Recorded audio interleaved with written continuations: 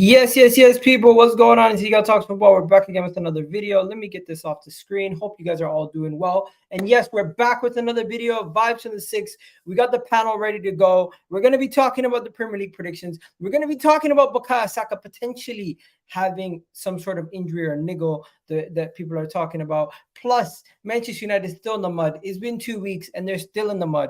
Jadon Sancho and Ten Hag have still not sorted out their problems. Plus, we're going to talk about Liverpool and some other clubs like Manchester City and Tottenham. So coming back on the show for the first time in a little while, we got Jamie Phillips, Football Chat in the building. How you doing, Jamie? Yeah, I'm doing good, man. Thank you for having me back on. I appreciate it. No worries. And I'm going to make sure I put your channel in the description so people can go check that out. As always, of course, with a lot of Liverpool chat. You're doing a watch along this weekend, I'm assuming? I'm not this weekend because I've got family stuff. It's actually my anniversary on Saturday. So.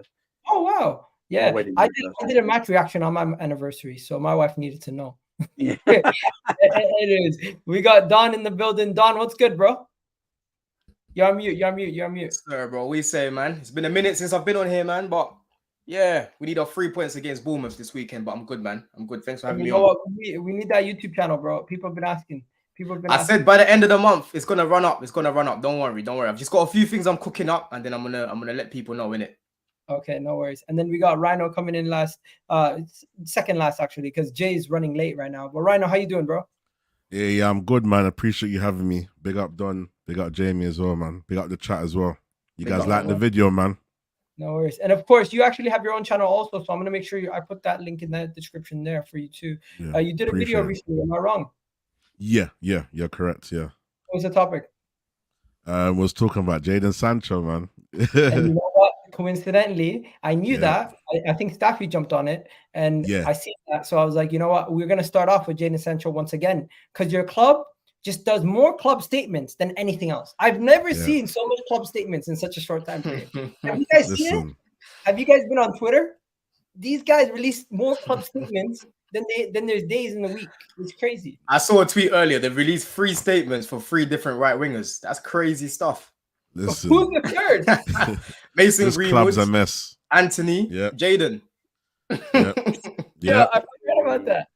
Yo, and don't forget, Harry Maguire is still a Manchester United player, doing what he did for England too. These guys, they have, and yo, don't forget Johnny Evans as well. The funniest part of the international break. Did you guys see the Scottish manager got asked? He's like, Harry Maguire scored an own goal. Do you think you could use him on your team? He's like, absolutely not. I heard about that. I didn't actually see it, but I heard about it. Old. He just shut it down so quick. He's like, absolutely not. Fuck that. I was like, oh my God. That was random. But yo, we got 30 people in the building right now. Do me a favor, hit that like button, hit that subscribe button. And of course, Jay has just joined us. Big up Jay, Tottenham fan in the building. Jay, guys. How you doing, man? I'm good. It's you've been treating me like Sancho. You banished me to the under-21 squad, and I've had to train alone. But we've got an injury crisis, and they need bodies. So I'm back in contention. But now what's going on? Your work rate has recently been impeccable, so you had to get. Thank you. How are we doing, boys? Hope you're all well. Yeah, we're doing bro. What you saying, man? So we're gonna actually get started with Sancho. I love it. You guys are segueing it perfectly for me. Ten Hag and Sancho's beef still continues. Is this ever gonna get resolved? Today, Manchester United released a statement stating that Sancho will be training on his own, as they already have the Anthony situation. El Ghazi might be signing for Manchester United in the coming days as a free agent. This club, man, they're actually hilarious. Let's just go to Rhino. Rhino, take it away, bro. What's going on with your team? The club I support right now, as I go, every show I go on, like, what a time to be a United fan, you know. Statement FC, like, we've got more statements than, like, progress on the pitch, you know, than points. Like, listen, at the end of the day, with this whole Sancho situation, I feel like to an extent it's been handled in the right way, as much as it hasn't been. In regards to him being disciplined and whatever, I understand that there's loads of points people are going to make and people should be treated differently and Ten Hag shouldn't have put the message out and whatever. But we are where we are.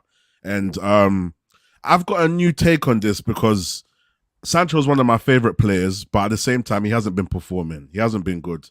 we could argue that he hasn't had enough games and all of that stuff. But let's talk about where we are. Cool.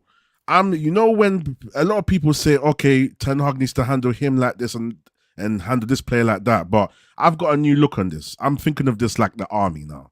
The army has loads of different personalities, but there's still one standard. And I feel like maybe that's the analogy we need at Manchester United, you know. One mentality, strong, prove yourself on the pitch. If he kept his mouth shut for 2 more days, I think it was even 1 day, he would have been slotted right in, you know, and you prove yourself on the pitch and you do your thing. I think the best way to respond is to play on the pitch. We've seen it several times with several players. We could talk about other managers. Would other managers... Okay, first people want to say, who would do this to Pep? Would Pep do this? But then someone might say, okay, but would Pep even call someone out? Pep's called people out before. Do you know what I'm saying? So I feel like there's a level of respect that needs to be brought at Manchester United. We've always had the problem of Players FC. We've always wanted difference. You know, from the Ronaldo saga, we've always had problems of players having the power. Yes, we're in an era that we're in a social media era where people are allowed to respond. But I just feel like at this point, we need to set some standards at the club. And we are where we are, guys, man. Jadon Sancho, I understand why you responded. But if you did hold it, maybe, you know, you might be integrated in the team. And I feel like maybe you should have proven yourself on the pitch in regards to this, in opposed to putting out a statement. So I do agree about the discipline and stuff. But I think there's a lot more happening as well. There's a lot more happening behind the scenes that we just don't know. We're not privy to. So, yeah, this is where it is, man. What a time to be a fan, mate. It's just embarrassing. This club is an embarrassment. I think, honestly, yeah, looking at it from an outside point of view, I think both Ten Hag and Sancho have both had enough. Basically, that's what I think. I think Ten Hag's come out and said that obviously he was annoyed that he lost against Arsenal the way he did as well, and he's just come out and said, "Listen, he's not training well." Do you get it? I don't agree with people that are saying, "Oh, maybe he's just doing that to kick him," you know, and hopefully this will just kick him on and stuff. Motivate him. He's already done the motivating. He took him out of the team for 3 months. He brought him back. He put his arm around his shoulder. Special treatment. You know, even Sancho's picture right now is him and Ten Hag when he came back. Do you get it? Ironically, ironically. So let me just let my point, bro. Yeah. So he's already done the whole, you know, treating him nicely and bringing him back. Now it's like, oh, he's not training well. But from Jadon's point of view, in preseason, I watched a couple of your games. Yeah, he was your best attacker in preseason. 100%. Playing really well down the middle. And then when the season starts, you decide to play Rashford down the middle, who number one doesn't like playing there. You can see in his body language, and you can see when he's playing there, he's not comfortable in that position. People will say, oh, if you're a professional footballer, you should be able to do a job. But I'm sorry, there's certain men that are just specialists in their role. Do you get it? Rashford is a left winger. Don't play him up top. Do you get what I'm saying? So for Garnacho to start ahead of him on the left, Anthony, again, another favourite of Ten Hag to start ahead of him, and he's not doing anything really. And then Rashford to be playing up top week after week, game week 4, game week 5 now. I get Jadon Sancho's frustration because to me, I'm looking at that like, raw. It doesn't matter what I seem to do. I just can't get a look in. I get managers have favourites and whatnot, but end of the day, you need to have a balance. If Anthony isn't performing well on the pitch and he's constantly starting ahead of you, in training, I'll be real with you. Certain managers going to give up. And to me, that's how I kind of look at it. I'm not giving Jadon any excuses. Yes, he hasn't been great at Man United. I really like Jadon Sancho at Dortmund. When you don't link to him, I was saying it at the time. Don't go Man United. Do not go play for Ollie ball, that's not going to suit. Mess players up, man. Don't go to that club. I said it at the time. Obviously, he got offered the bag. He decided to go. So he's got a part to blame in this as well. But I'm sorry, man. The treatment of Sancho overall hasn't been great. Like, I know he's had cameos. He hasn't been good. But overall, I think Sancho's just said, you know what? I've had enough. Doesn't matter what I do. I'm not going to get a look in. I've had enough. That's it. And Ten Hag, same thing. I think he's had enough as well. So let me just, because you rivals are loving this, innit? Honestly, as a rival, I'm loving it. But as a Jadon Sancho, someone that wants him to do well, it's not a good situation, bro. It's not a good situation. For me, like, there's a few things, like there's supplementary evidence versus the real evidence. Do you know what I mean? So when you're having a perception of what's going on here, you're like, right, if I'm going to everyone has to have an opinion on what's out there that's been presented. So you look at Sancho and you look at the rumors of, you know, his timekeeping, his discipline. England, Dortmund, Dortmund. That's You also unacceptable, look at- by the way. That's unacceptable. Yeah, absolutely. But you also look at little other things like Sancho, for example, left City to go be a first teamer at Dortmund. Yeah, this is a guy who I don't know how he reacts to not being in the starting lineup, how he reacts to not starting. Southgate has said, and it's on record, that when Sancho's not in the starting 11, it's sometimes an issue in terms of how his behavior is and stuff like that, right? The fact is that there was 3 players at Dortmund, yeah, in Sancho, Bellingham, and Haaland, and 2 of those players are going on to be some of the biggest names in world football. And the 3rd of them, yeah, is having issues. The talent is there. It's undeniable, yeah? But is this a Ndombele, Dele Alli type situation? Or is it, you know, the fact that Sancho felt that he was in a position to say that? And I get it, because with Mourinho, if you remember the documentary when he said Ali's a bad trainer, yeah, that sticks with you. Like that stigma of you're a bad trainer. This guy is not a good. That's one of the worst labels you can have for professional football. Absolutely, one of the worst, bro. So I understand why Sancho was keen to come out and say something, but that doesn't make what was said untrue. It just means that he doesn't want to have that label put on him. And for me, I think that Ten Hag, when you make decisions like this, you live or die by them. So now we'll see, because Sancho will have friends in the dressing room. And when you make a decision like that to expel a player, it's all sunshine and lollipops if you're winning. Bro, he didn't expel him. He actually said to him, just apologize. And Sancho said, no, I refuse to apologize. Well, the thing is, like, I hear it. I can't lie. I hear it, man. No, exactly. It's like, are you telling me to apologize for being late? Or are you telling me to apologize for defending myself in the court of public opinion? I think exactly. And let's not forget the news that came out after Jadon put that up as well. It's like the club started leaking all these things, to basically drag a man down. I don't mind that, because the thing is both camps will be brief in the media. Like, so Jadon's camp is brief in the media about United. I already see United were promising me the number 7 shirt. And, in terms of like how Sancho's been looked after since he joined from Dortmund. But so that's from Sancho's side.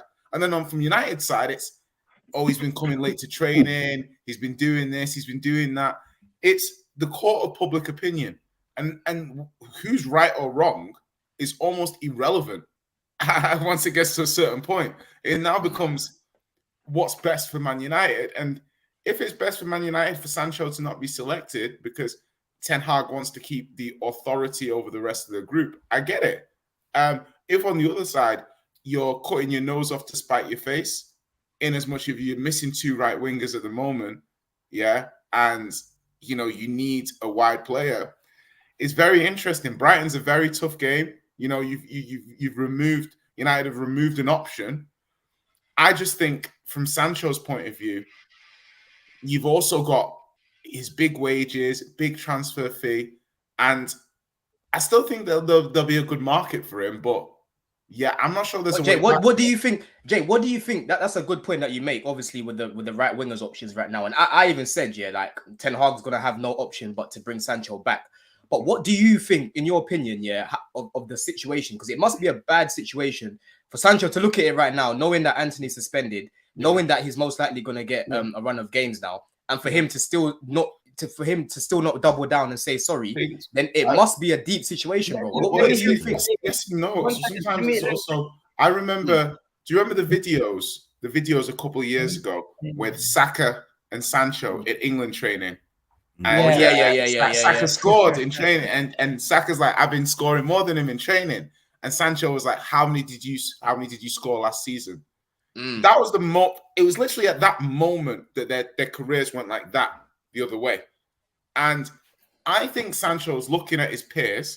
Good point. Yeah, he's looking at his peers. He's looking at the Sakas, the Martinellis, the Bellinghams, the Haalands, all of these players, who are succeeded in teams with discipline and structure, having a great time, enjoying life. And he's just looking at his lot, his situation. And you can, if we all look at him and think he's stagnating, he knows that. And he's a social media baby. He's grown up on social media. So there's another thing that people need to really understand is these players now, there's so much pressure from a social media point of view and things like that. He's rushing to social media to put something out to almost try and defend himself when he really shouldn't give a damn what we think. Us random people on the internet, why do you care what we think? Yeah, you should only care what your manager thinks and what your teammates think. Yeah, like that's all you should care about. But this is not a good situation, and you can only say something like that if he's getting game time, though. No, like, but you know what I'm saying? You can't really say that after how he's been treated, bro. No, but the thing is I also look at treated. like Chelsea. Chelsea will say Mudryk, oh, he's not playing. I'll be like, but why is he not playing? Yeah. Don't just say he's not playing, he's not getting selected. Always be like, why? Well, why? What's the reason? Is he doing what the manager's asking? Is he performing to a high level when he gets games? So, you know what? The way I see it is, he's got a big decision on his future. Do you know what I mean? A big decision, and I'm not sure whether or not where he goes next is going to be the very best place for him, or it's going to be the place where the club can just afford him. Because United don't want to take a big hit on this. Let me stop you there for a second. Jamie, you got Liverpool fans saying Sancho to Liverpool. What are you saying about that? Look, as a Liverpool fan, there's hardly anyone more happy than me right now. I can tell you that right now. I grew up in the 90s, you know, with United winning everything. So, yeah, I'm just going to take I'm just taking my little bit, you know, feet up. You're saying no. You know what I mean? You're just saying no. Look, with the Jadon stuff, it's, I don't know. The club's a mess. If you look at Man United from the outside, we're not fans apart from Rhino here. Like, we can look at it differently maybe because we're looking from the outside in. And I'm looking at Man United right now, and I'm looking at Jadon Sancho, and I feel a little bit for Jadon Sancho because I feel like if you look at what Jadon Sancho's contract is, it's a superstar contract. Yeah.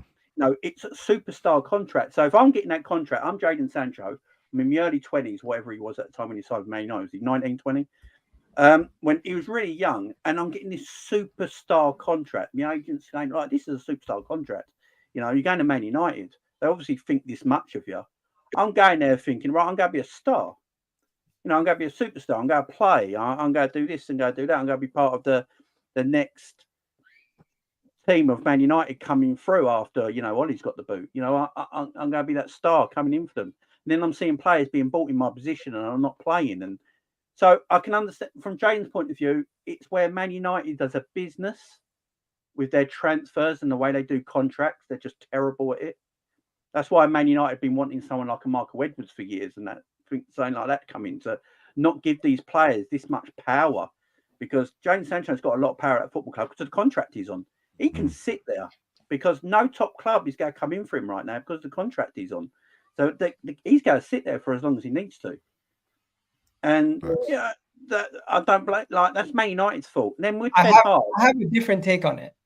And then with Ten Hag, we don't know all the information, bro. No, we don't. And with Ten Hag, look, Ten Hag is like, look, for me, I'm the manager, I'm the coach. No one else is seeing what I'm seeing in training. He's not doing enough. Now, we got asked a question. It's not like he just brought his name up. He got asked a question in a press conference. Maybe he should have gone, he's just not available today. But, you know, it's a tactical thing. Simple as that. Yeah. And Ten Hag obviously wanted to say something, and he's had enough. Like Don said, he looks like Ten Hag's had enough. I think Ten Hag was promised things from the Glazers and has not got it. I think he was whispered sweet nothings in his ears from the Glazers, and they've not gave Ten Hag the players Ten Hag wants. Yeah. And I think he's had enough. I think he's seen people training. He's definitely had enough. He's definitely had enough. Doing his job at United level. One thing I just wanted to can I just add really quickly? I want to get the comments involved quickly. Let me know, guys, what you think about the whole Jadon Sancho situation. Also, we have 100 of you guys in the video right now. Do me a favor, make sure you like the video and also share it. Let your friends know we're live. Share it on Twitter, share it wherever you need to share it. Put it in your WhatsApp groups. And I want to also just segue into the likes. I want to segue into the game because now what do they do? They have no Anthony. They just got rid of Greenwood to Getafe. And now Sancho is basically being exiled. That is your academy project, your 80 million signing, your 70 million signing. And now you're looking to go sign El Ghazi, who's not even in the Premier League. Nah, it's cap. They're not going to sign that got debunked. That got debunked. Yeah, got debunked, Who starts on the right versus Brighton? Listen, I don't want to see Bruno on the right. I don't want to see Bruno on the right. Prepare yourself, bro. But do you know what it is? Actually, when people say they don't want to see Bruno on the right, I feel it too. But in terms of just what we need to do to get the game started, if Bruno has to start on the right for the meantime, and then we put Palestri on, because I don't believe Palestri is a starter yet. I know he starts for international team. Who do you think? Mason Mount. Yeah, people.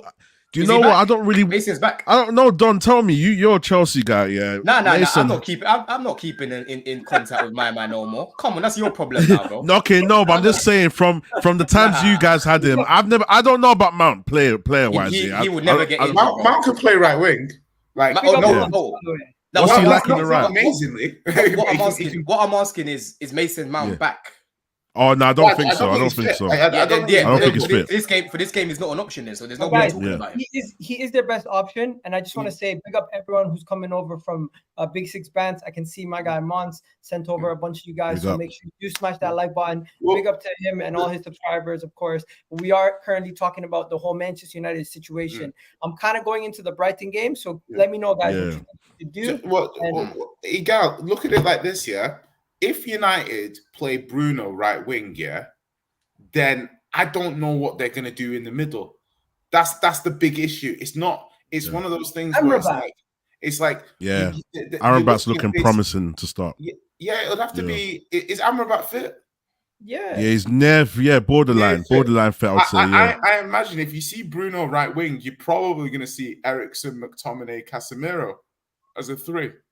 I wouldn't play Amrabat if he's just coming back from injury against Brighton. Yeah. With that the way Brighton moving their midfield. That's the 3. And the thing is as well is that and someone just commented nicely about Estupinian on the left, because that's a problem. That's gonna and obviously as well. You remember Dallow's going to be playing left back, so Dallow's going to be playing probably against Solly March, who's been in good form for the last 6, 7, 8 months. To be fair, Dallo did all right against Arsenal. To be fair, I don't think he did. I'm putting that more down to Saka having an underwhelming game than Dallo. Yeah, you could say that. Because as soon as he was up against Jesus in the last minute, he got Chacha slided back to 2004. But I think also I do say that Jesus.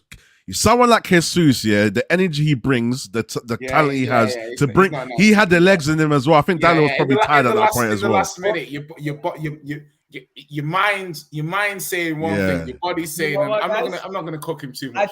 I think that's enough United for the day. We spent 25 minutes on them already. I'm gonna go straight to Don first. Don, what are you saying? Brighton, Manchester United at Old Trafford, theater of nightmares. Listen,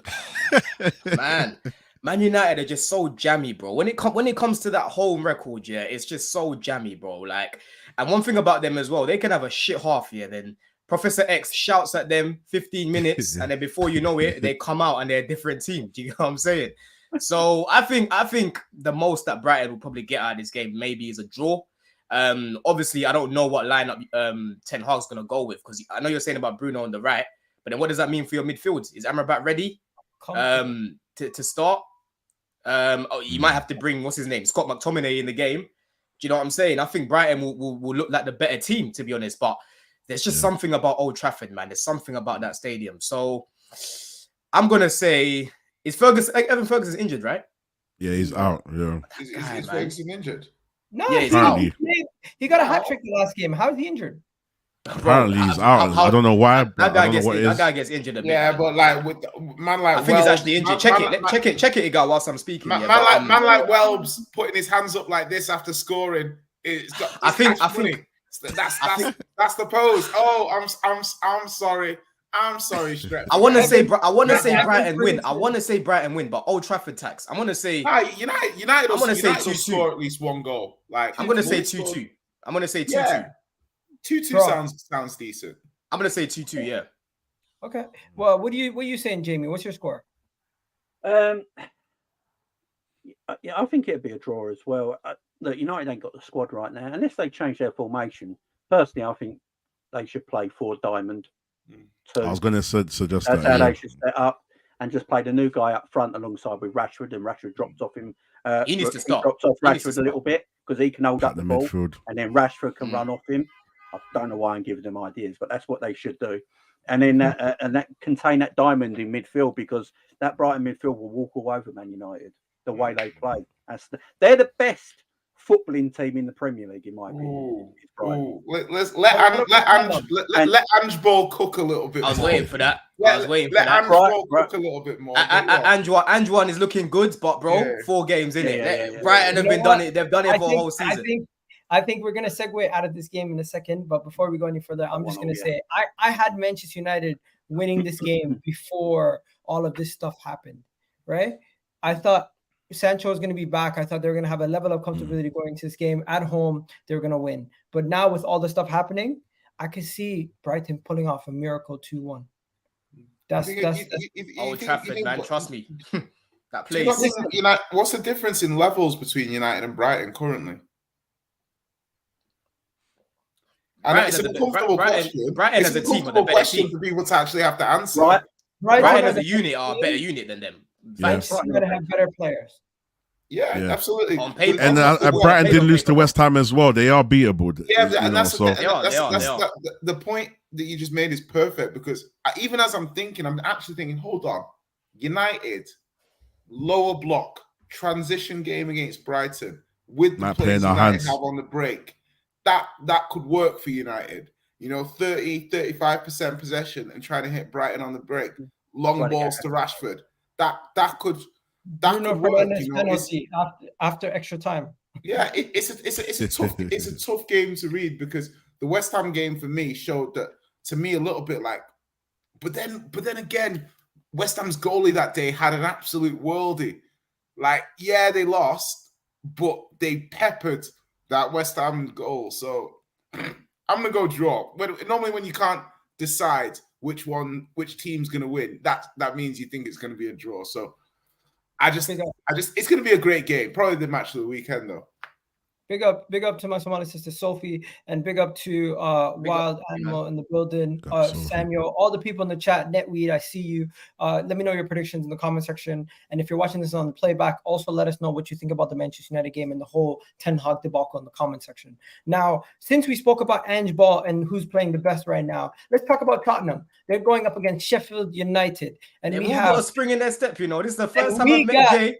Jay is smiling ear to ear, This is Spurs at the start of every season, bro. Big up, by the way, big up Monts once again. Shout out my brother. Hope you're doing well, bro. I see you getting freaking chiropractic help. Like I didn't know you're an athlete, bro. What's going on? Anyways, go ahead. Jay, take it away. You deserve this moment of fun and enjoyment. Listen, it's going well. It's like as well as you can possibly ask for a new manager coming in, transforming your style of play. And the thing I like the most about it is he's not just trying to get results. He's not like, right, I need to get results. He's like, this is how we're going to play. And we've been fortunate that we've had our moments in games where we could have, gone behind. But, we've, in the games we played so far, we went behind at Burnley. We went behind 2-1 down to Brentford, came back. Obviously, had a bad first half against United and came back and dazzled them up in the second half. So it's all good signs. We lost to Fulham in the Cup on penalties, which is obviously disappointing. But we've had 5 games all in. 4 of them have been away from home, which is just mad. Yeah? And that's true. That's a hard start.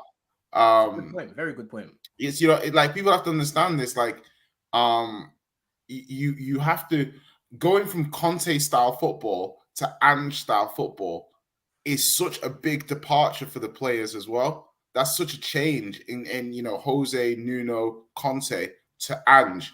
That's big things, and that's what a lot of people aren't understanding. For me, it's like this period now, it's just whatever, you know, just get as many points as you can, because I'm really not judging the team now.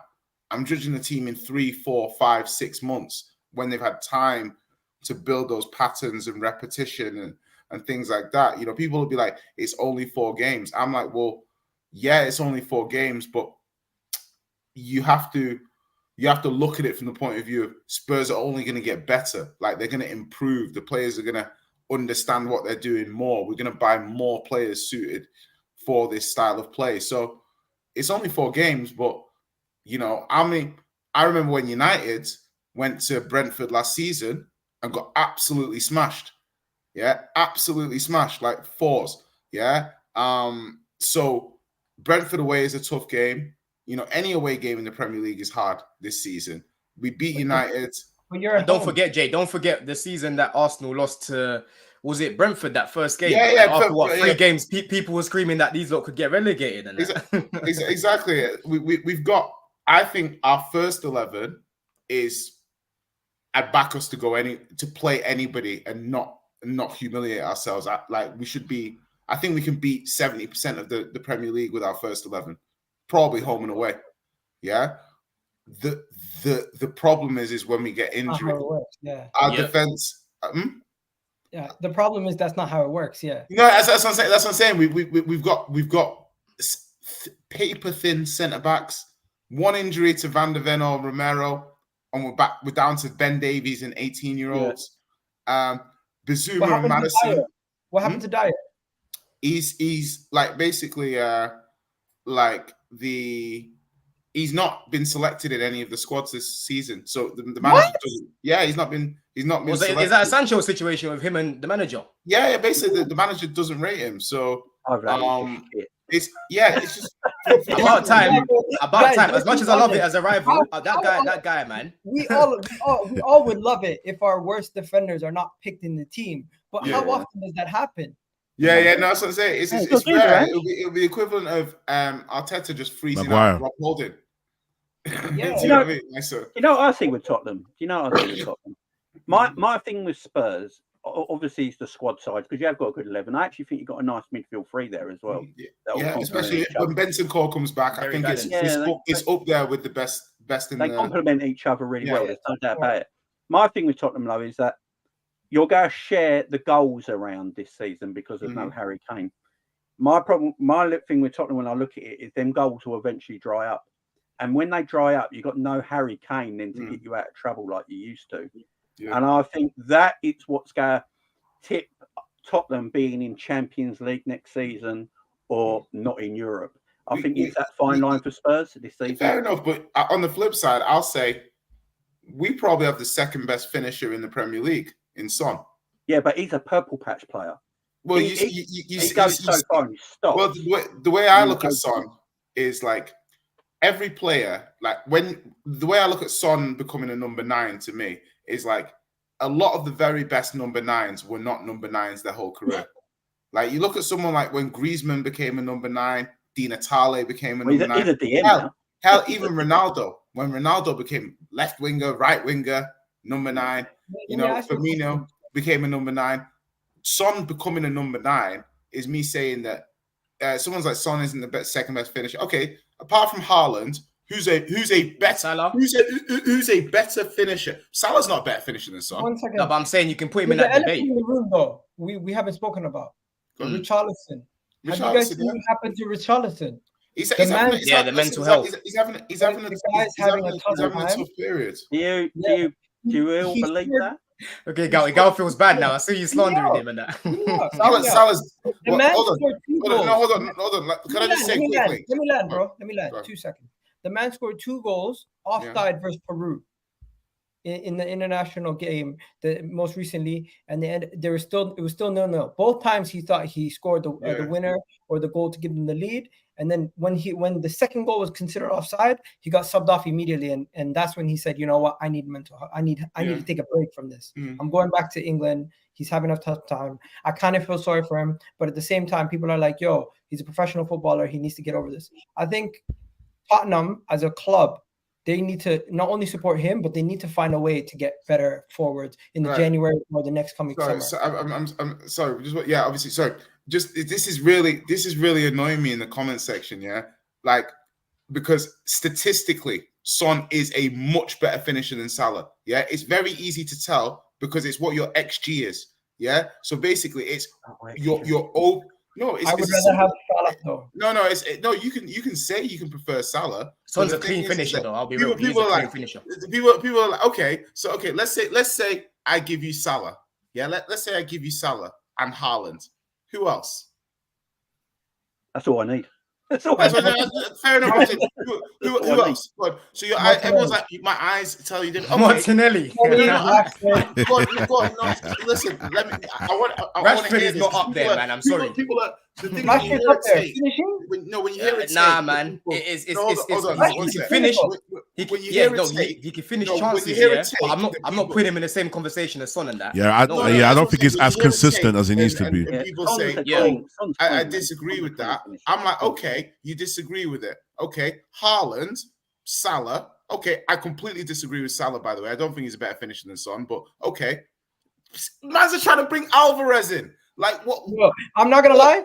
I got to stop it, wind it back. We're kind of getting way off track. We'll get back to the game and do the predictions because we're going to spend 45 minutes on two topics. Yeah, no, I'm baffled at some of the takes in the chat. People are trying to. If you could when you break it down, Jay has actually got a good point. If you had a player running through on goal and you have to put your life on that player finishing, Son is literally top 2. Like, there's nobody in the Premier League that'd be more confident. That's his best skill set. That's his best skill set. That's his best thing. Someone's trying to tell me Awoniyi is a better finisher than Son. I don't understand what we're doing here. He's triggered. Someone's like, has Son ever scored 30? Son won the Golden Boot last season. The season before last. What are we doing here? What are we doing here? Relax. We're not in the derbies next weekend. That's when we're going to get you rattled. Since Mo Salah's come to the Premier League, no other person has outscored him since he's been into the Premier League in combined. Erling Haaland's going to do that. That's what I'm saying. He could go either way. You see? Like, if you say Salah second, I'm not going to debate it. I'm not going to argue it. If you say Son second, I can hear it as well. So Son's a better finisher than Salah. Son's a better finisher than Salah. What is one question to wrap up this segment? Enough about Son and everything else. Spurs versus Sheffield United. What's your prediction? And also, there's a poll in the comment section. The poll is who will finish higher this season. I'm not asking you guys to go and tell me all your reasonings, but between Manchester United, Chelsea, and Tottenham, who do you think finishes higher amongst those three? Because personally, for me, at the beginning of the season, I had Manchester United. Now, I actually am thinking Tottenham might finish above the two of them. Yeah. 4-game hype. 4-game hype. I think Chelsea would be excellent after Christmas, personally. Oh, really? I think Chelsea, the storm is coming. This is nothing. We'll talk on Chelsea in a bit. Let's talk about Chelsea after this. We haven't made a prediction. Tottenham, Sheffield United, my prediction, Tottenham smashed them. Is it at home? Is it at home, Jay? It's at home. Hey, we're at home. We're at home. They're going to win 3-0. Smashing them. You're going to move. Yeah, I'm looking for our clean sheet. So, yeah, I'd like a 3-0, but it's just the main thing is win the game, get some goals, no injuries, and then it's Arsenal next week. But I'm not looking past Sheffield United. Got to win this game. Got to focus. Like that's the key thing. I don't know. Obviously people keep saying it's only 4 games. I'm like, well, it's a brand new manager, guys. Like, we don't really have. There's not much other stuff we can go off. Like, a lot of other teams had managers last season, continuation of projects. So, I mean, it's only been 4 games. Well, would you rather we lost our first 4 games? Like, what do you want? So, Jay, just to get on track, Try to give me a prediction, bro. Yeah, let's say 3-1. Maybe Cameron Archer scores a goal on the break or something like that. You know, let's go 3-1. 3-1. Everyone else, Jamie. I was literally going to say the exact same prediction. Connor Archer is going to score, I reckon. 3-1. But yeah, 3-1. Jamie. I think Sheffield United frustrate them like they did City, but Tottenham win it in the end, 2-1. Rhino. Yeah, same 2-1. 2-1 Okay, Tottenham. I was gonna go into Chelsea now that we because Chelsea played Bournemouth away, and I have an image for you. I keep seeing these images going all around socials. I saw you put on Twitter. Don't worry, Egal. I see what you do, bro. I see what you do, bro. No. That's not the image. That's not the image you think I'm showing. Okay. You. It's this one. Chilwell is the franchise. The guy that you don't want. Mama guy, yeah. So what are you saying, bro? It looks like Chilwell. Not only is he the vice captain, but he's like one of the poster boys for Chelsea now. You're not getting him out of that. He's getting a lot of PR, isn't he? Who made that graphic? Listen, bro, this is a Chelsea account. That is a terrible graphic. Terrible. Guys, man. My head's still hot. Like, this has been the longest 2 weeks, of my life. This has been the longest 2 weeks of my life because after the preseason that we had, the patterns of play that we were seeing, the style of play that was being implemented, there was no reason why Chelsea fans shouldn't be optimistic. Do you get what I'm trying to say? And then Poch has gone into the season and he's gone completely a different direction in comparison to what he was doing. You know, you guys can clearly see that Ben Chilwell is not a left winger. He's constantly persisting with him at left wing. Egal, I went on Never Far the other day. I said I've mentally prepared myself for Chilwell to play left wing in it. Do you get what I'm trying to say? I've mentally prepared myself for him to play left wing. But I promise you now, if I see Gallagher in that pivot playing with Caicedo again, I'm gonna lose my shit, bro. Yeah, you don't spend 115 million on a midfielder to put him next to Conor Gallagher, bro. Yeah, would you swap Enzo and Gallagher? That's your team. I'm swapping Enzo and Gallagher around, and I'm putting Palmer in that 10, bro. I'm putting Palmer in that 10. Yeah, at least then we're gonna have some sort of intent when we're attacking. And on the left side, it's like playing with Enzo. They have Enzo on the 10, Caicedo, Gallagher, the Sati and Silva. What the hell? And then Colwell left back. Like, you know what Ultimate Team? I don't know if you guys play Ultimate Team. Yeah, the chemistry on Ultimate Team right now is like 15, bro, out of 33. It's like 10 out of 33, bro. Who was the Chelsea manager when they were playing Conte in the number 10 role? Conte? He played Conte more advanced, didn't he? Was it Lampard or Sarri? That was Sarri, I think. Sarri was doing that, man. He was doing some madness. But I have to say, getting Sanchez now seems like a stupid decision, doesn't it? Listen, at the time, I said I don't understand the signing in it. I don't understand the signing. Obviously, Sanchez came out the other day because we've got the goalkeeper trainer that trained him up at Brighton. He's at Chelsea now. I did say at the time that I reckon he's probably put in a good word. And surprise, surprise, Sanchez said the same thing. He said, I think his name's Ben Roberts or something like that. He said he basically put in a good word for me to come Chelsea. Do you get it? So for me, I still want us to go big in it. I want us to go get like a Manian, for example, next in the summer. We've got this new keeper, Petrovic, that's come in. I don't know anything about him. He came from America, but apparently he's supposed to be good. So let's see how he does in the cup competitions. But honestly, man, Poch just needs to revert back to basics. We can't be seeing Gallagher in the pivot anymore. I don't care about people saying, oh, Gallagher hasn't been that bad. I'm sorry. You're playing against West Ham who aren't going to press you. You're going to have all the time in the world. Yeah, any of us can look decent against West Ham in midfield. Same thing against Luton. Same thing against Nottingham Forest. Is he under pressure? Right? Of course he's under pressure, and it shouldn't even be like this after 4 games. But the thing is, he's doing it to himself by playing people out of position. Who in their right mind is going to play Ben Chilwell at left wing? And apparently, what came out the other day, is that he's being played there because of his movement off the ball, which I agree with, by the way. His movement off the ball is really good, but his movement on the ball as well. The guy can't beat a man. The guy doesn't know how to link up with Jackson. The guy doesn't know how to use his right foot when it's whipped across from Sterling. The guy is poor as a left winger, bro. He is terrible. He can't play in that position. I'm not looking at Ben Chilwell for that. I'm looking at Poch. He's the one that keeps playing him there. And the mad thing about this, is if you put Ben Chilwell at left back, I've literally got the guy in my fantasy team, because he creates a lot of chances from fullback. As much as I don't rate him defensively, on that overlap, and when he's creating a lot of space against a low block, he's whipping them in, bro. He's whipping them in. That's Ben Chilwell at his best. But playing him at left wing and trying to teach him a role when we've got games that we need to be winning, it is dangerous, bro. Yeah, everyone knows about Chelsea's fixtures in October going into November. We've got Arsenal, we've got Spurs, we've got Man City, we've got Newcastle. We've got to start picking up points. Now's not the time to be trying to teach left backs how to play on the wing. It doesn't make any sense, bro. Do you get what I'm saying?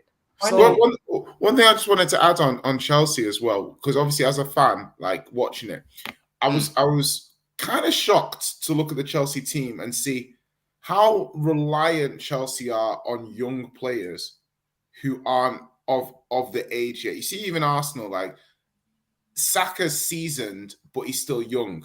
But you still got like Odegaard's, you know, Gabriel's a little older. Like a lot of Arsenal's players are starting to become 24 to 26. That area. And if you, even when I look at Spurs, like the Madisons, the Bazumas, they're the ones who are really moving the needle for us. If you look at even Chelsea, some of Chelsea's best players this season, you know, like Sterling, you know, like the older players. Like, where do you stand on your project? Bringing in all these younger players. Yeah. It's almost like Chelsea are operating like they exist in a vacuum. Like the other top 6 teams aren't going to consistently improve and get better. And they put a lot of stock into these 20, 21-year-olds, 22-year-olds all maturing together. As a project, yeah, are you, might as well say it, are you convinced by this project? Like, do you think it's going to work? Or do you think this is a very, very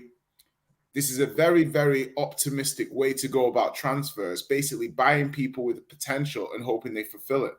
Yeah, I think it's I do think it's a risky sort of method to have. Do you get what I'm trying to say? But things had to change at Chelsea, man. You know, since 2017, we haven't competed for the league. If you look at the recruitment, the players that we brought in, even experienced players, it was a shambles, bro. You know, we brought in players that drink water. We brought in players like Morata, Zappa Costa. You know, I can be here all day, Barkley, talking about players that we just kept bringing in that weren't doing anything for us. Do you get it? So we had to take a hard reset and look at a way of actually being able to consistently compete at the highest level.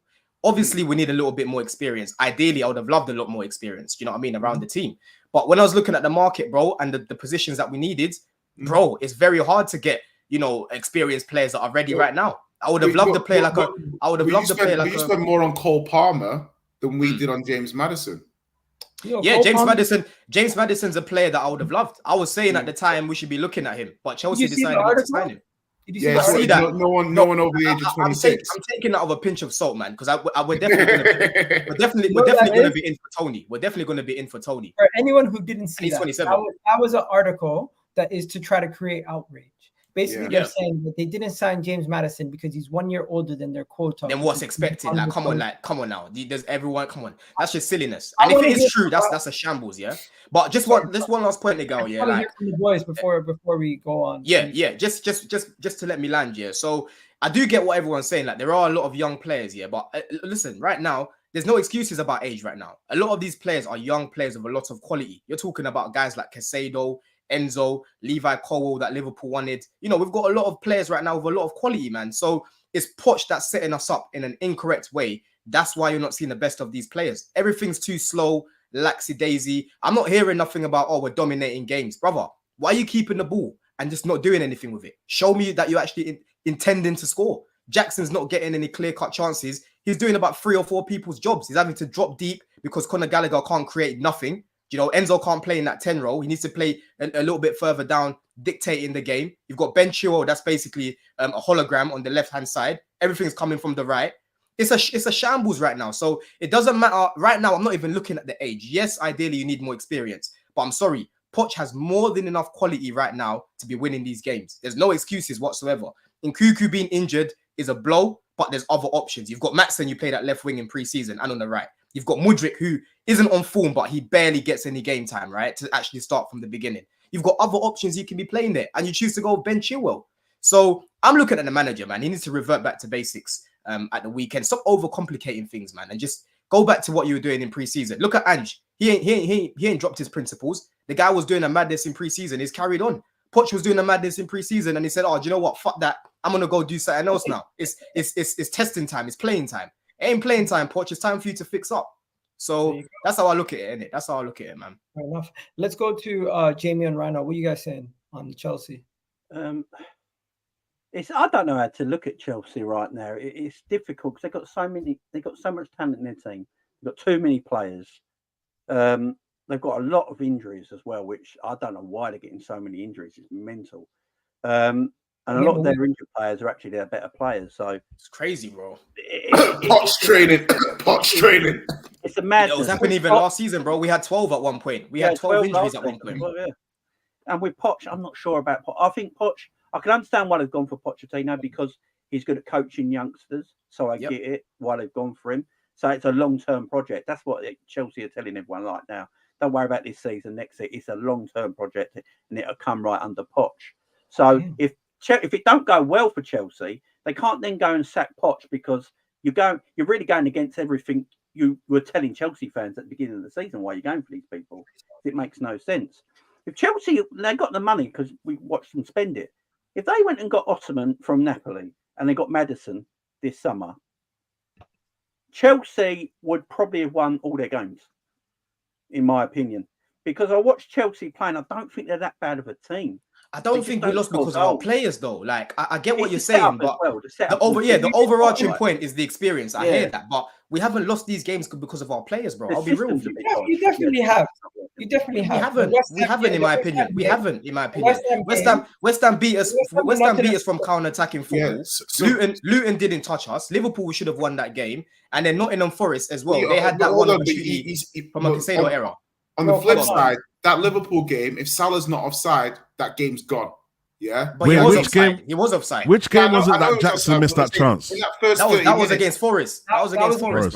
No, I'm saying, but against Liverpool, you didn't turn up for the first half an hour, and Liverpool was spanking your bottom. Yeah, and then that Salah disallowed goal got you back into the game. But it was offside. What do you want us to do? He was offside. No. I get what you're saying, but what I'm trying to say is that you've played 3 games at home, haven't you? You played Forest. Luton. We played Luton at home, Forest at home, and Liverpool at home. Yeah, you're right. Yeah, so you played 3 home games. 2 of those games against relegation candidates. You have 4 points.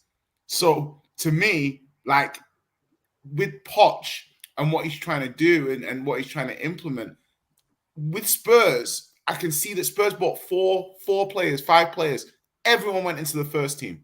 Yeah, so it's like Vicario, Van der Ven, Maddison, even Solomon.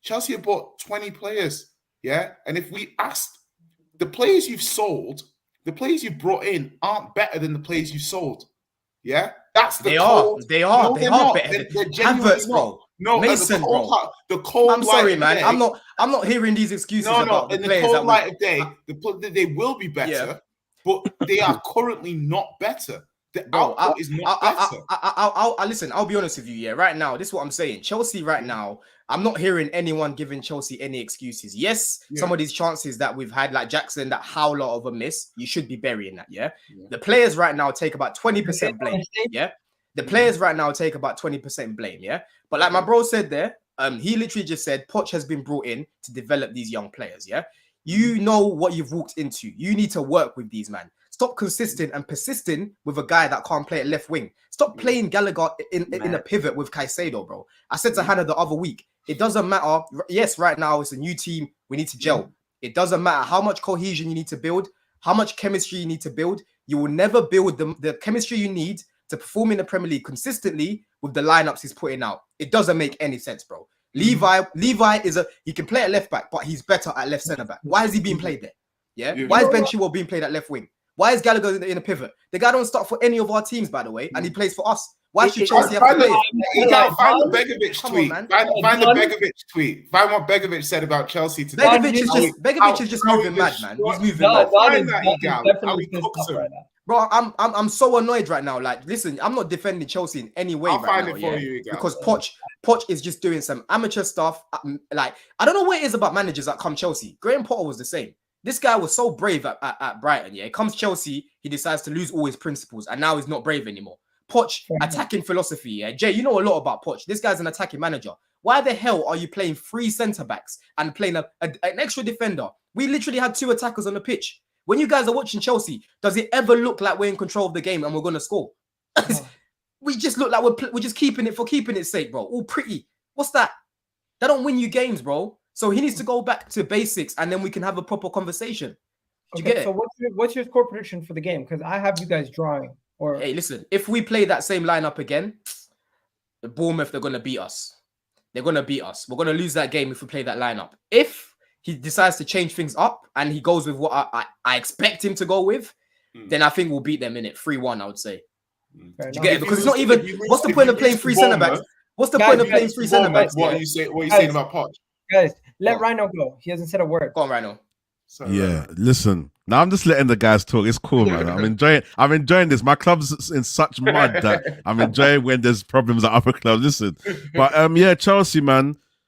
I like Poch. You know, when we had a choice to bring him or Ten Hag, I did want Ten Hag, but I still rated Poch.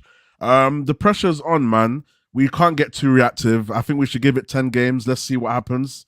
But you guys have spent $1 billion. You've got Poch as your manager. He works with young players.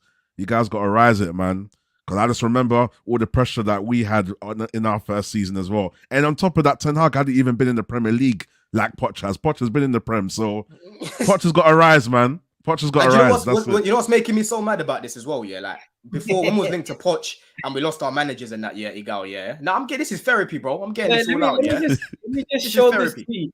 Let me just show this tweet. Because this right here is... I've seen the interview from Begovic.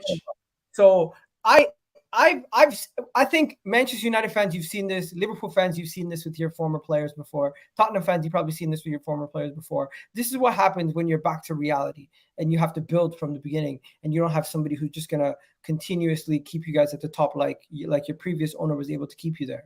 Your new owner has to be able to build you guys to get there. But right now, you guys have had such a high level of standard for the last 20 years where you've been successful, where your former players are now coming out saying, this is not the club that I used to remember. And that's understandable. He visibly just said, what happened to Chelsea? I remember being in the dressing room, being around players, world class, buying from Real Madrid, bringing from Barcelona, buying from Bayern Munich, like buying from Brighton, buying potential players. What? And then what did he say that? I get we need I get you need a part. But where is the world-class players? Chelsea are expected the best. We are talking about this before, but Chelsea are the standard from the top. He's just jumping on the bandwagon, man. That's you think he's jumping on the bandwagon? Yeah. There's some truth in what he's saying. My friend. Listen, there's some truth. Let's be guided. You finished 12th this season.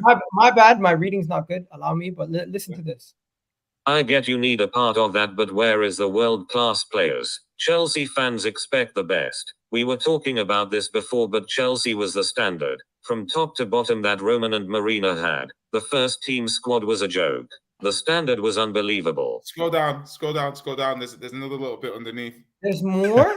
Yeah, just a little bit there. Yeah, this is the bit I really wanted you to read. Let's get this into the vocalizer. It's mid-table squad. This is not Chelsea Football Club. I don't understand. You don't see Man City rebuilding. Even if they are 5th or 6th at worst, which isn't even good enough. You know what it is? I'm so happy that he came. I'm so happy. Yeah, I'm so happy this guy came with this rant in it, Begovic, yeah. So early. Oh, it's a clip. You're gonna play the clip, yeah? It's a proper rant. I'm just trying to find something. You gotta run it, because run it. I'm trying to find something right now. Cole Palmer has only just come in. But what is going on? I mean, what is going on with the recruitment of these players? Why is Chelsea Football Club rebuilding? Why is Chelsea Football Club in a transition? This is one of the best. I mean, back to life, back to reality. You see, look, this is where I can just debunk guys. Yeah, Egal, I just sent you a graphic here. Let's share this with everyone right now. He's delusional. Let me just share. No. What he's saying, there's some truth in what he's saying, yeah. Of course. There's some truth in what he's saying, and I agree with parts of what he's saying, but a lot of it that he's just saying, yeah, is just he's just chatting shit, bro. Clearly he doesn't understand the situation that Chelsea have been since 2017. Marina and Roman, yeah, I think they would have probably sorted out, rectified a lot of their mistakes. But bro, the recruitment, look at the graphic I just sent you, bro. Yeah, let's put it up now. Let's see if what Begovic can say about that. Let's see what Begovic can say about that. I just DM'd This it was to you. Chelsea team. This was Chelsea pre-Roman sanction. That was from okay. So that was our recruitment, right? From 2017. This team's better than your current That team. was our recruitment. That was our senior signings from August 2017 until August 2022 at a cost of more than 1 billion. Yeah, you go read through those names and tell me which ones have been successful. Kai Havertz, Champions League winner. Giroud, Champions League winner. No. Tell me the players that have been successful at Chelsea. Your current team is better than this team. No, Jay. Answer the question, bro. Tell me the players out of that team there that were successful at Chelsea. I don't know. Maybe the ones that won you Champions League. 1 second. You won the Champions League with these players. Let me just make this clear. You got Mendy, who won you Champions League. Thiago Silva, Rudiger, Chilwell, Kovacic, Jorginho.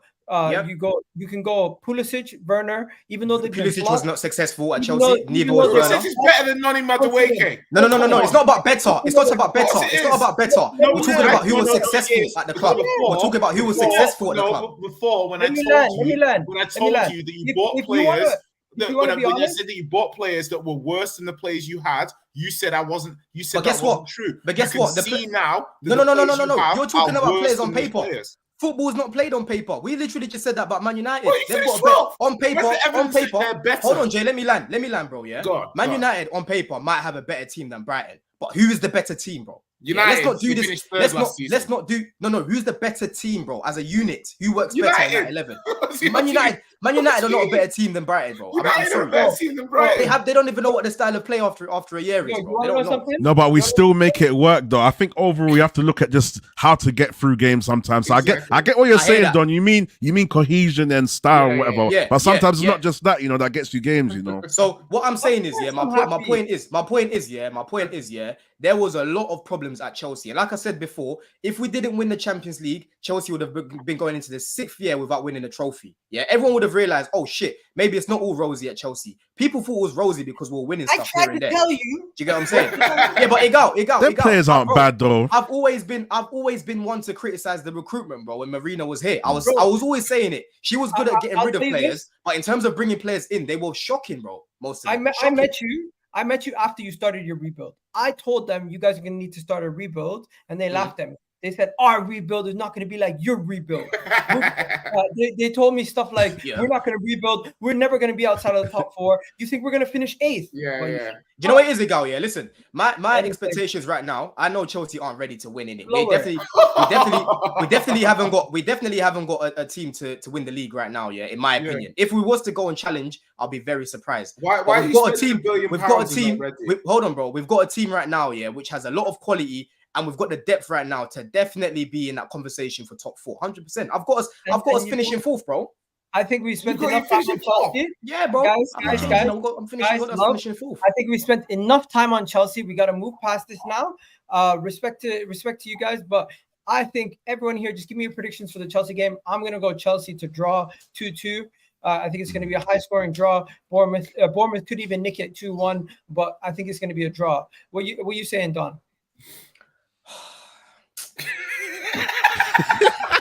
It's Bournemouth, you know. See what Poch is doing to me. Bournemouth have Manchester. And I was getting killed on streams for wanting this guy. I was getting killed, and I was letting me down. Please. Sorry, man. Okay, listen. Inshallah, 3-1 Chelsea, bro. Please. Okay, Rhino, what are you saying? Oh man, listen, Chelsea 1 billion spent, man. Bournemouth, boy, it's so crazy. Listen, no, do you know what's crazy? Like, I just listen. What? Listen, I was loving this, Bournemouth's got the man then worried. I don't know. Listen,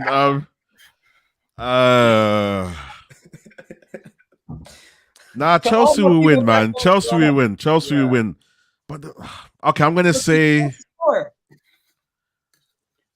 I'm gonna say 2-2. I'm gonna say 2-2. There you go, Jay. Please. Yeah, sorry. I'll keep it brief. I really want Chelsea to lose, but I don't think they will. But I can just see Solanke scoring due to defensive That's- mix-up. You know what I mean? I can He used just to play feel for us it. as well. So That one there is just going to I'm be going with a written. draw. I'll go. Chelsea should win, but there's just something funny about it. Like, Yeah, man, that's. I'm going 1-1. Like Chelsea 1-0 up, dominate the whole game. Defensive catastrophe late on, and they draw. I'm going to go with a draw. And Jamie, what you saying? 1-0 Chelsea. You know what? There you go. And that's enough for Chelsea now. Let's talk about Liverpool. Liverpool, Jamie, are you guys title contenders? You guys back? I heard Liverpool's back. I heard you guys are doing amazing things this season. We're not title contenders, but I think we'll have a far better season than last year. There's no doubt about that. Well, I think we're the third. I think we're the third team in this Premier League. I don't know if you watched that thing that they did on TalkSport where they were talking about Liverpool and Arsenal, and the guy said Liverpool's team is far superior to Arsenal's, and they should be competing. Oh, they had an argument about it, didn't they? Was that the Rory Jennings one? I think Arsenal and Liverpool squad is covered it quite similar. I think Arsenal and Liverpool squad is quite similar. I don't think there's a lot in it. You can argue it either way, to be fair. But I think Liverpool have a good year this year. I think they're the third team in this Premier League behind Arsenal and City. Yes, we got issues in our squad that still need sorting, but so have a lot of teams, to be fair. I think it just gets a bit... I think with Liverpool, especially from everyone else, like especially rivals, that Liverpool had a bad year last year. And apparently Liverpool are dead and never can come back from it. It's a bit of a madness one to me. You know, for me, we still got the second best coach and manager in the league behind Pep. You know, if anyone can... Even last season, when we were terrible, we went on an 11-game unbeaten run towards the end of the season. You know, even when we're terrible, we're still that team for some reason that can just go on runs. You know, and we're 15 unbeaten if you include last season so far. So, you know, our home record's really good. We've got to pick up our away record because our away record was shocking last year. It was disgustingly bad. But that's to do with the midfield. You know, we had no legs Henderson. We had Fabinho, who was so shattered that he looks like he was getting banged by a 21-year-old girl every single night, and he had no energy left, man. He had no energy, man. Nothing. There was nothing in his body no more, man. That you know, he looked like Snoke from Star Wars. That's how bad he looked, man. He looked I awful. don't know the reference, but fine. Nice. What you say? What Jamie? What Martial? Martial said it. Yeah. Martial's tired. He looked so bad, man. He looked so bad. And it was probably the right time for him to go. Although I was surprised that Fabinho and Henderson actually left this summer because they're quite favoured at the club. So then going, I think it's good. We've got McAllister in now, who's gone very under the radar. I think he's done a tremendous job so far. He's our tempo player in that midfield. He knows when to keep the ball, when to move it quicker, when to slow it down. I love him. Dominic Szoboszlai looks amazing. Legs in that midfield. Would you have sold should I sell Salah? No, you never sell your best player. You keep him and you buy better players to work around him. Simple as that. Okay. You never sell your best player. What are you saying this weekend versus Wolves? You smashing Wolves? 12:30 kickoff. We're crap at 12:30 kickoff. Oh yeah. So they're playing away as well, isn't it? We had 6 12:30 kickoffs last season. We lost 3 and drew 3. Playing away, Jamie, where is right? it? Is that Molyneux? We're away, yeah. Is that Wolves as well? That's gonna be a hard game. Molyneux. Yeah, they're finishing though. Wolves, man, they ain't got a finisher. They ain't got no strikers. Yeah, that's it. They haven't, but they're playing all right between the boxes. They're pretty good though, aren't they? Look at what I found. I found a and they got rid of my man. What's his name? He went Man City. Mateus Nunes. So, I found this book yesterday. It's on an old book. Look at that. Emery out. Is that what you do in your spare time, Egal? Yeah? Scribble down. Bro, this was like, what was it? 2020? Yeah. Why don't you turn the page where it says Kroenke out as well? Yeah. Yeah. Let's see the new pages. Let's see the new pages. Let's see the new pages. Yeah. I think we're at scoreboard. The rest of the stuff is work stuff. I can't show you guys. I think we're at Jamie? What's happening with Endo? What's happening with Endo? I haven't really seen. Well, what do you think about him as a player? I haven't made much of him yet. I mean, look, to be fair to Endo, he completely bodied Kimmich against Germany for Japan the other day, and he was so good. Hans Flick had to resign or get sacked, whatever you want to say. So big up with Tyro Endo. But no, look, he's our James Milner replacement. Klopp likes that older player in his team that can just come in, settle things down, control games for 20-minute patches. And that's who we got in for 12 million. So I don't mind that bit of business. What's your the fact that we didn't go and sign a proper DM is what Liverpool fans are worried about this season. No, but you got Gravenberch. You can turn him I'm into not a DM. worried. I'm not as worried as some Liverpool fans. I've said it on my own channel that I think Liverpool can defend better as a unit this season anyway without that number 6. You know, actual number 6. I think Endo can come in and do games at times when he needs to. I think McAllister can sit there. We've got Stefan Barsetic who can sit there and be that DM.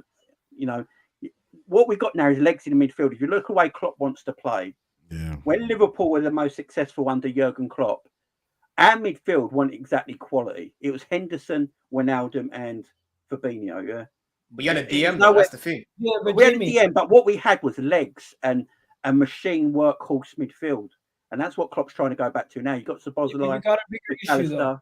Curtis Jones, all the same.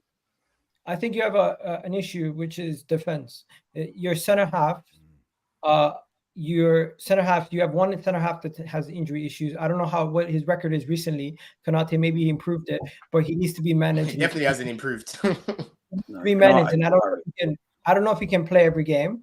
Then you see the drop off when you go to your bench on Matip and Gomez. The drop off is terrible. And I don't think it is. And then I think the biggest issue is Van Dijk post knee injury. That first season he was good, and then it kind of seems like he's regressed himself. Or do you think it's the midfield putting him under pressure? I think the system. I think it's the system personally. Yeah, I agree. I don't think Gomez and Matip as bad as everyone makes them out to be. No, if you go back to John Terry, one of the greatest Premier Leagues in history, when he played in that Villas-Boas line, great John Terry. You've got to play on the halfway line every single game. Yeah. This guy looks shocking. Yeah. Well, he did. Do you not remember when Villas-Boas did that with him, and he did look shocking? But Jamie, the system is what it is, though. The system is what it is. Klopp ain't going to change it. No, but the thing is one thing, Jamie, one thing I observed for Liverpool is that the Liverpool system does change, because what happens is some games Trent inverts more than the other games, and some games he'll positionally bomb forward. A third centre back again. Exactly, and some days Robbo will stay back as a third centre back, and other games he's bombing forward, and structurally it's a mess. So they've done a good revamp. They've bought 4 midfielders. 4 midfielders in one summer is mad. And our average age is 26 now. Even me, I was saying there's no way Liverpool. I was even saying to fans, I don't even think Liverpool would buy 3 midfielders. Because the thing is, though, to buy that many players in one position, and you know, Liverpool, I thought they were dead, but you know, they're still kicking and screaming a little bit. You know, the thing is, though, Jay, like for me, Jay and Jamie, like, look, Liverpool, yes, their 11 can. You guys, you've got the best attack in the league, in my opinion. Yeah, one of the best attacks in Europe, even not just in the Premier. But I'm still very skeptical about Liverpool, man, because when you've got players like Gomez and Matip coming in, as much as Gomez can have a good performance here and there, he's very inconsistent, and he's definitely not reliable either. Do you get what I'm saying? That's number 1. Yeah. Number 2, you still haven't got a DM, so you've got bigger tests to come. When you come up against teams like Arsenal, come up against, for example, even Chelsea. By then, let's say we've got Lavia, Caicedo, and Enzo in that midfield. We've got a little bit more cohesion. Even Spurs, their midfield as well. I think when you come up against teams like that, as much as you've got legs in midfield, bro, there's only so much you can do when you don't know, when you're not a specialist in defending as a midfielder. Do you get what I'm trying to say? So as much as you've got those guys there, I don't think it's going to be enough against certain oppositions. And I still think that you're going to have problems when it comes to injuries as well. So I'm looking at Liverpool right now. I know people are saying they're going to be up there, but I'm still very skeptical about Liverpool, man. I need to see. I think you guys are going to score goals, but I think you're going to to lose and draw games more than what people think. What are you skeptical about? Because I look at our midfield. If I look at my midfield 3, McAllister, Szoboszlai, I don't know, Thiago, Gravenberch, whoever I put in there in that midfield, that's as good as anything in the league, without a shadow of a doubt. Then I look at my forward line, Salah, Diaz, Gakpo, Jota, Darwin Núñez, who we're going to play. It's the strongest forward line. Very good. And then my defence, because he's tweaked it a little bit and we're a bit more compact in the last 2 games. You know, Klopp tweaked it after he got the red card against Newcastle. Yeah. I need to make us more compact. And that's why we dominate the game after our red card. I have to disagree, though. Close the gap a little bit more. Out of the top 6, if you include Newcastle, also make it like top 7. I would say after Brighton, make it top 8. After Manchester United, you have the second worst midfield. How? Based on just personnel. Yeah, you play you haven't got a Kai DM, bro. Havertz in midfield. Hang on. McAllister was arguably one of the best midfielders at the World Cup and won the World Cup. Yeah. Not as a DM though. No, but he was one of the best midfielders. I'm pretty sure. I don't know if any of you guys were here. Is cooking at the moment. Szoboszlai is cooking at the moment. Yeah, he's been good, but he's playing in his Come natural on, position. Egal. That's harsh, man. 1 second. 1 second. Let's look at it. You got Man City's. Not a question at this moment in time. I don't think. But that's it. Yeah. Okay. You go. To me, it's between. It's a question. Do you think you're better than Newcastle's midfield? Do you think you're better than Tottenham's midfield? Do you think you're better than Arsenal's midfield? Do you think you're better than Chelsea's midfield? Arsenal are the only one. I've said Arsenal are great. But yeah, you've got a better midfield than Chelsea. You think you've got a better midfield than Chelsea? I know we haven't seen it yet, but you're telling me. Hold on a second, Jamie. No, let's bring it back now, Jamie. Let me just 1 second. I've opened a big can of worms. I'm just going to keep it consistent. It's not about players. This is the problem. What everyone keeps forgetting. It's not actually about players, right? This is what I always say. It's about go back to the chemistry talk. Football is about systems now. This is why people are not liking football as much as they used to, because football is now about systems. That's what football's about, and getting players to suit your system that you play. When Liverpool won everything under Klopp, I used to hear rivals saying, "I don't know how you're doing it because you got Ronaldo, you got Henderson, you got Fabinho. I don't know how you're doing this compared to some of the better midfielders." Liverpool have never had individual quality, the best midfield in the Premier League under Jurgen Klopp ever, right? But we're successful with it because of the system and the structure. Jamie, you're missing the key point here. The balance. There's a lack of balance in your midfield, bro. That's the main thing that I'm looking at. You've got balance, bro. Hold on, bro. They have balance. Jay, I can tell, bro. We've got balance, bro. We've got two players that they wanted. Yeah, they tried to drop 110 for Caicedo. Look better, personally. They've got. Bro, right now you're not seeing the Caicedo you're seeing at Brighton because he's playing next to my man Gallagher. I've already spoken about Gallagher. But Don, what about this theory? Guys, let me just go back. Arsenal, Man City, I would say Tottenham and Chelsea currently have better midfields than Liverpool. That's based on personnel and the different numbers of options they have. Jay, how do we not have a better midfield than Liverpool, bro? I would say that's what I need to see your midfield win. I need to see your midfield win a game against the top 10 side. That's what I need first. This can change. This can change depending on how Endo does. Because that is the Achilles heel or the weakness at this moment in time. The defensive midfield position for you guys. Now, I need to go on and move on because I need to wrap up very soon, guys. So, and we haven't spoken about Arsenal yet. So, what's your prediction for the Liverpool game? I'm saying you guys are going to beat Liverpool. You guys are going to beat Wolves quite easily, 3-0. Everyone else is probably convinced they're going to smash Wolves. Yeah, I think you'll beat Wolves. So let's move past this. Score predictions quickly.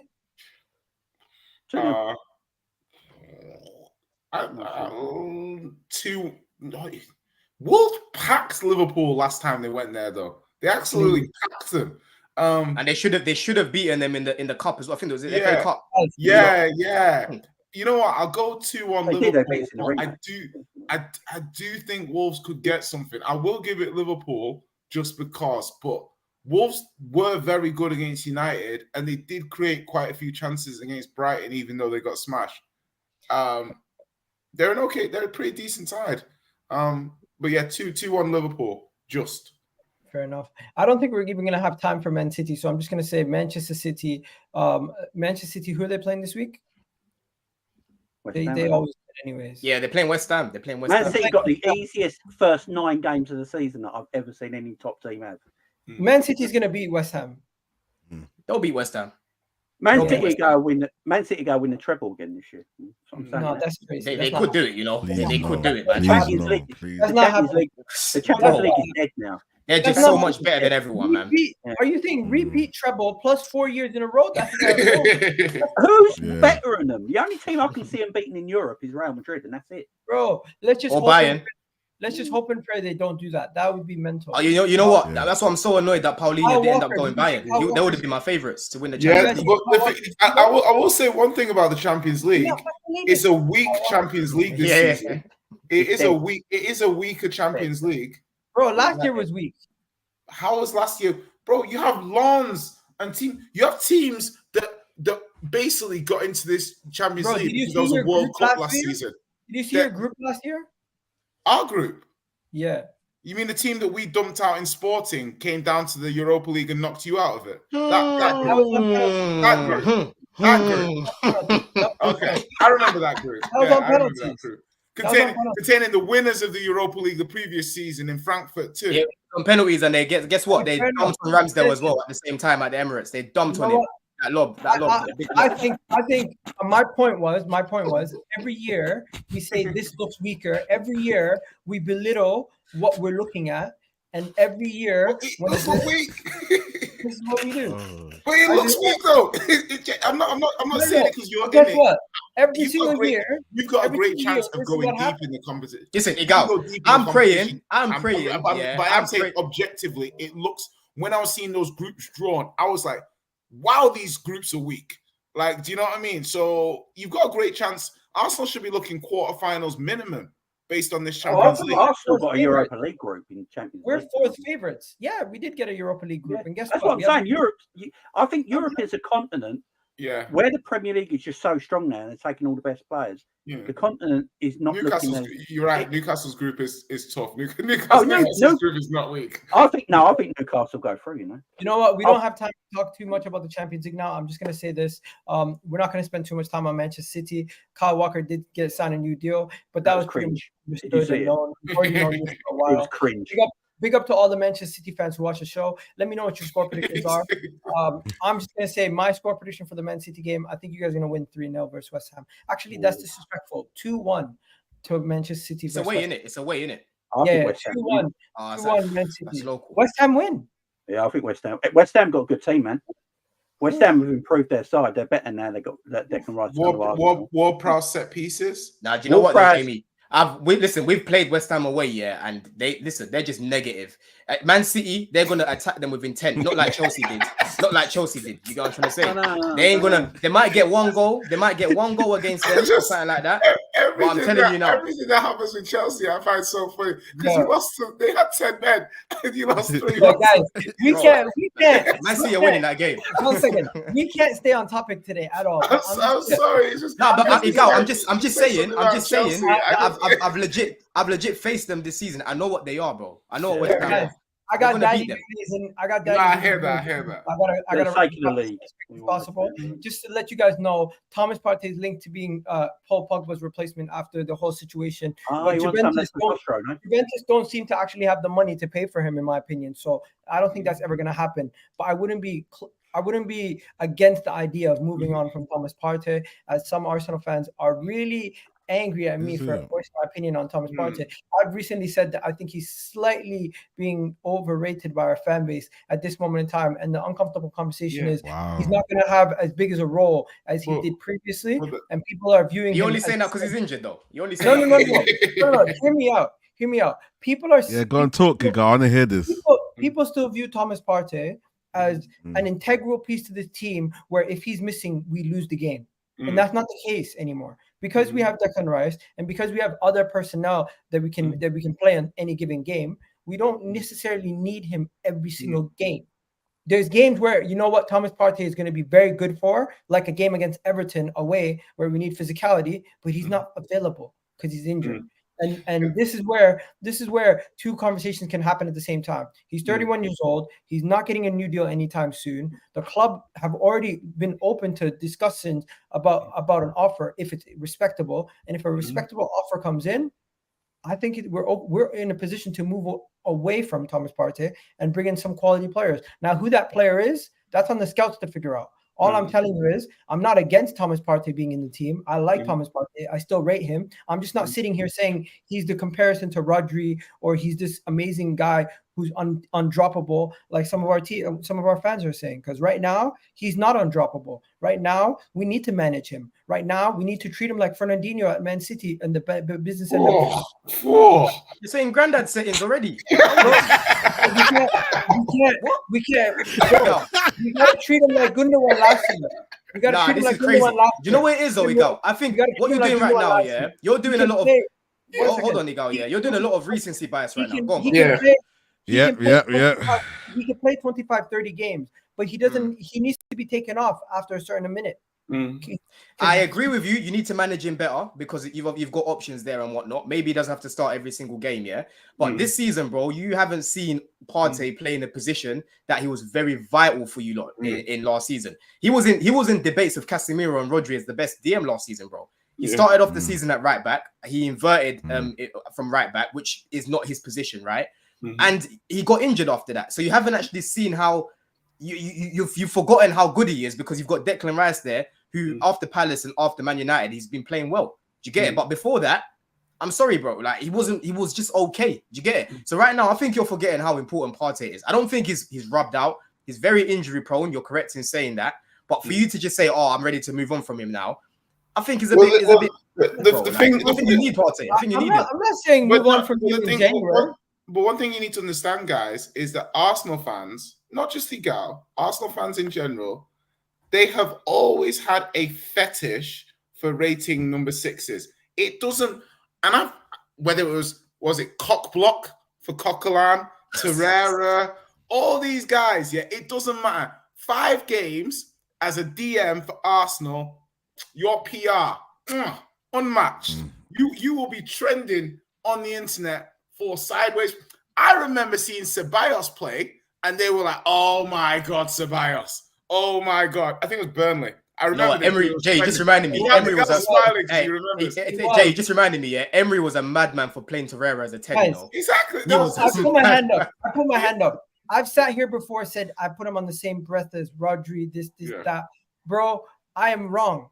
But what I'm going to tell you is... So now you're wrong. What I'm going to tell you is... When people told you were wrong at the time, you argued. Everybody has reactionary fans. I can be a reactionary fan at times. Okay, fair enough. At times I can sit here and be like, "Yo, my player is the best player in the world." So now you've got Rice at home. You don't want to go to McDonald's anymore, yeah? Yeah. That's what it's looking at. You know, it has nothing to do with that. Look, I'm not saying Thomas Partey is a shit player. I'm not making fun of Thomas Partey. I'm not saying he's a shit player. I'm not saying none of that. I'm just merely saying he's been linked to a move away, and I understand why he's constantly being linked away from the club because of all the current circumstances around it. Is he going to have a significant role at Arsenal this season? Yes. Is it going to be the same role he had last season? No. Based on that, his importance to this team needs to be reevaluated, not only from our fan base, but rivals and how they view him. So Egal, can I ask you now, can I ask you openly, just so I can be clear on this? Yeah. Is Rice now the best DM in the league? Because is it just like, okay, we've done the whole Partey best DM in the league thing. Now it's time for Declan to get his flowers. Declan to DM. Can I just say this though? Because I'm so short on time, I'm going to go to the next topic. And I don't know if you guys heard this, but I've never seen a report on nursing an Achilles injury. I thought an Achilles injury was once your Achilles is gone, it's gone. Like, what are they talking about? It must be sore. It must be sore. Yeah, it must be sore. Well, I think with those kind of injuries, it depends on whether or not it's actually an injury or whether it's one of those. It's something the player has, because he's getting a lot of minutes. Like, he's got a phenomenal amount of minutes in his legs at quite a young age, you know. And I think it's interesting to understand. They're saying it since the end of last season, so that means it's something that it sounds like it only gets fixed with rest. Do you know what I mean? So whilst you've got someone like Saka who's going to play a lot of minutes, I don't know. We got to be very careful with him, because obviously, I say we because I'm from an England point of view as well. I'm like, can Arteta be resting this guy a bit more often so he's fresher for international duty, please? No, but in seriousness, like he's had a lot of minutes, and you see like a Tillemans, you see how Tillemans now he's 28, he looks finished. You know, from a physicality point of view, he looks finished. He was finished 5 years ago. Exactly, because Yuri Tillemans is not a physical specimen, bro. That guy was 24, 25. That guy had the Eden Hazard regimen, bro. But all I'm trying to say is that, like, what regimen is that? What regimen is that? Bro, don't tell me. Don't bring me Hazard in Tielemans conversations. Let's be honest. let's be honest. Eden Hazard was not somebody who took care of himself physically on a regular basis. I think he did at Chelsea. At Chelsea, he did.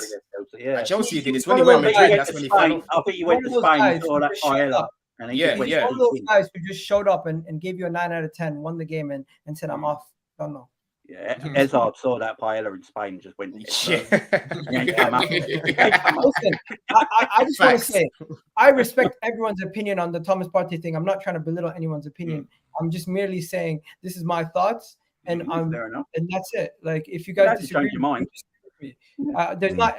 We don't have to agree on everything. Doesn't mean I'm gonna block you like some people. Yeah, Egal, you gotta be careful though, because otherwise you might turn into a Chelsea Bro, fan. You know, I you need have- that I have a serotonin. tweet. You need that I- serotonin bro, from a new I have transfer.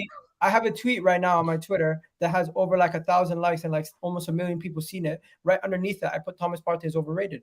Doesn't mean I hate the guy. Damn. It doesn't mean I hate the guy.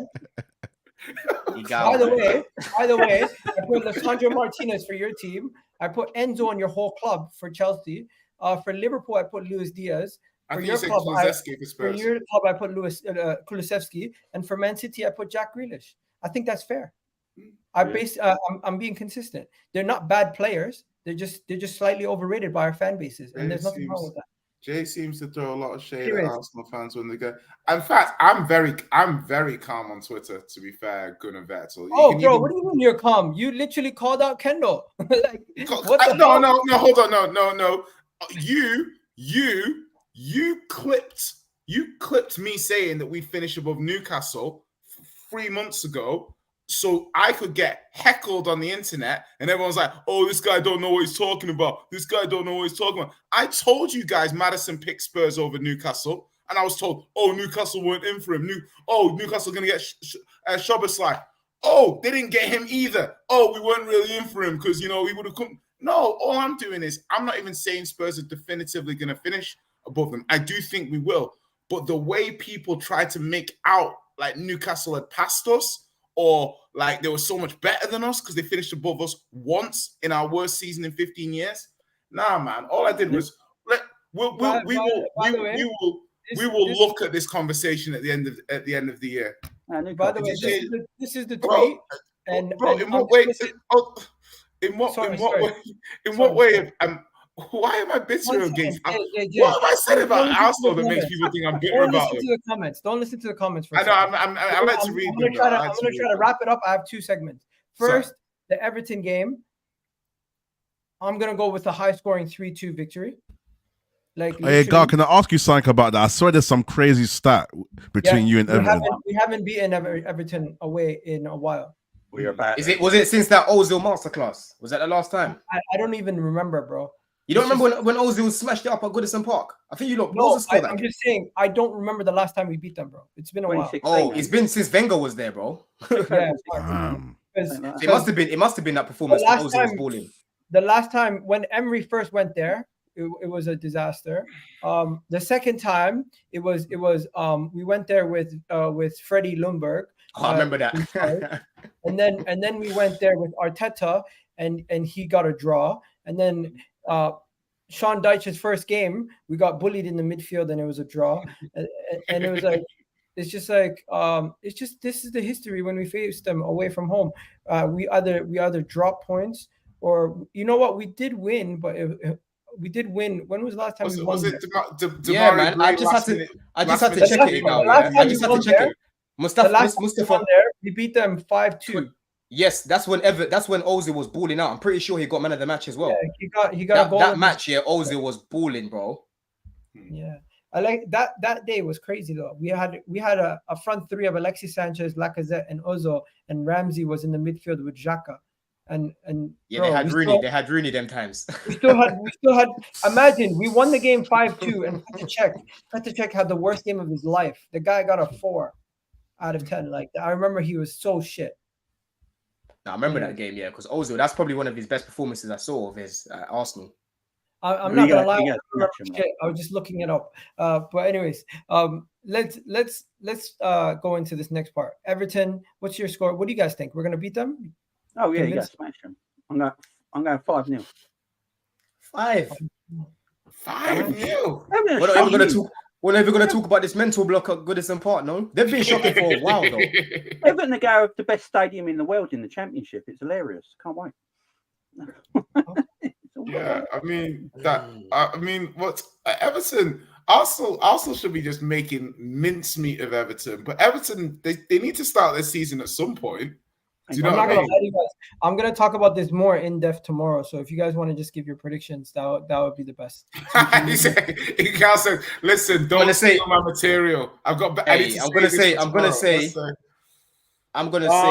they've got that new guy in it. What's his name? What's that guy's name? Is it Neto? He was good. He looks alright, doesn't he? Yeah, he looks good, man. Looks good. I'm gonna say Neto with the B. Beto, yeah. I'm gonna say you've got Jesus back now as well. I'll say 2-1 Arsenal, man. Yeah. Let's see in it. 2-1 Arsenal. Eddie might still start though, even though Jesus back. He deserves it. Rhino, what are you saying? 1-1. Okay. Now this segment is going to take a long time, but I hope you guys can do quickly on the spot. So my overrated players for each team, I already gave it to you guys. It's Partey, Enzo, and the whole Chelsea squad. Luis Diaz, Kulusevski, Jack Grealish, and Lisandro Martinez. What are you saying, Jamie? What's yours?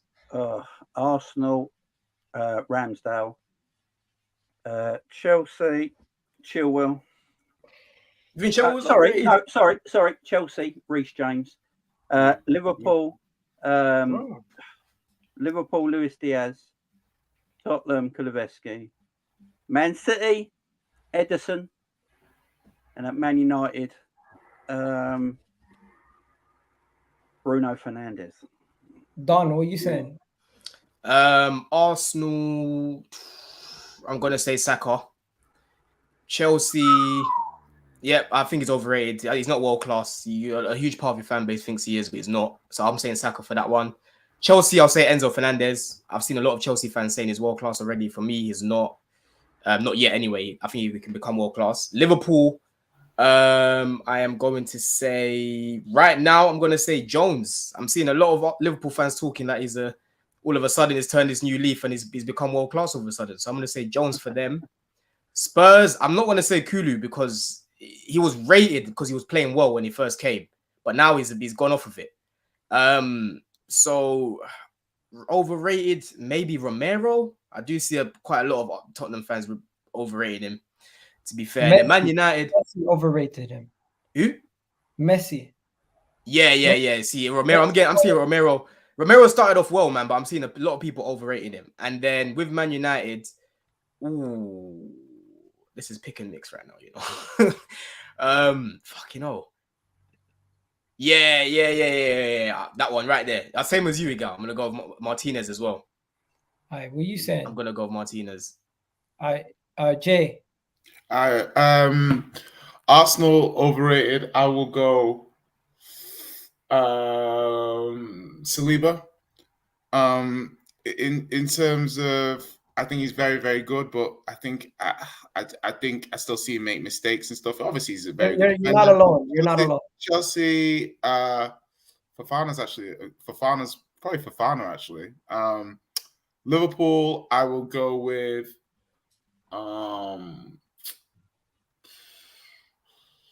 Konate. I had Konate as my original pick. That's a good shout.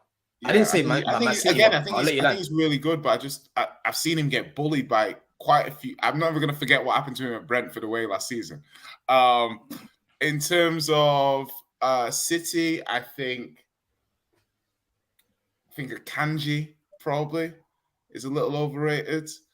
And for United, I'm going to go with Onana. You don't need Xavi in net, for God's sake. Like, what are we doing here? So I'm gonna go with Onana. So yeah, because I can't say Anthony because no one rates Anthony. Man City fans say nobody. Yo, what are you saying, Rano? All right, cool. Arsenal, I'm kind of stuck between Ramsdale and Saliba, but I rate Saliba highly, so I'll say Ramsdale. Chelsea, Go Reece James. yeah, I'll say Fofana, Chelsea. Liverpool, This question is not. It's not easy, is it? On the spot, Liverpool. too. I think Van Dijk, man. I think Van Dijk's past it now. People are still gassing him up like he's there. Tottenham Hotspurs. Overrated. I want to say Richarlison. He's not rated, but I feel like people give him too much chances. He gets away with nonsense. But at Tottenham, I can't really think right now. City. It's Romero. It's Romero, bro. Romero. That's a good shot. Yeah. Romero. Oh my. Romero, definitely. City. Manchester City. That one's a hard one. Because I didn't even give one. For that one. That's I think Edison's the obvious one. Personally. Nobody. Yeah, Edison. You think they overrated him though, Jamie? You think he's overrated? I don't think he's a very good goalkeeper. I think everyone knows that though. I think everyone knows that he's not as good as Edison. He's like the best in the league. I think I can see the Edison thing because last season he was leaking a lot of sly goals on the sly. But then he fixed up, bro. In the Champions League, he fixed up a lot at the end of. 1 second. Yeah. Was he the goalkeeper or was Lukaku the goalkeeper? That's the real question. Lukaku should have scored. But yeah, City, I'm struggling, and my club, the mighty Manchester United. Onana.